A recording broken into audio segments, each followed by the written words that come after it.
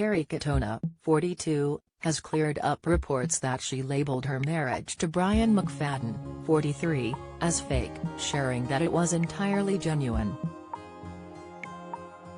While the relationship wasn't false, it was not smooth sailing, with Brian cheating on Kerry just before their wedding day. The former Atomic Kitten star forgave him and went on to give him a second chance, something she does not regret. Kerry told OK magazine, "For me, when I've been cheated on in the past, I've struggled to make it work because I knew I wouldn't be able to fully trust them again." Saying that, "I think people do make mistakes in relationships, and it's possible to come back from it." Jeremy Clarkson shares terrifying new arrival at Diddley Squat Farm. "I gave my first husband, Brian, another chance when he cheated, and even though it didn't work out, I would have regretted it if I hadn't."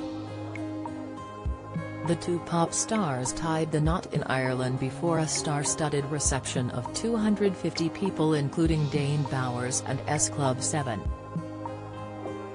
Their lavish wedding was adorned with £6,500 worth of lilies and cost a reported £100,000 altogether. But despite their beaming photos flogged to the glossy magazines, Brian and Kerry, who share two daughters together, were not happy at all.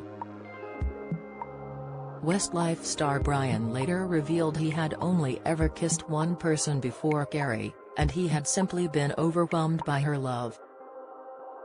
"Don't miss."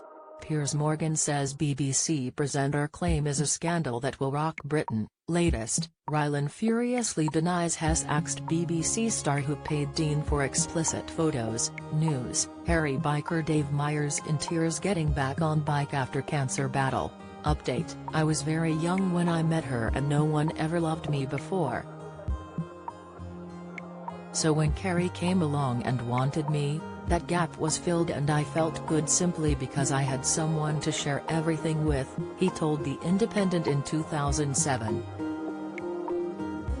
"I never stopped to think, you really should get to know this person before you have kids, think of marrying or settle down.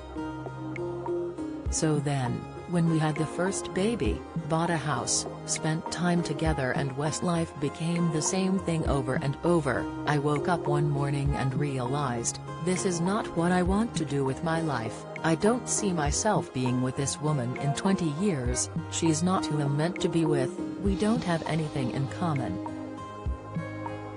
He also admitted he had been unfaithful during his stag do, with a stripper.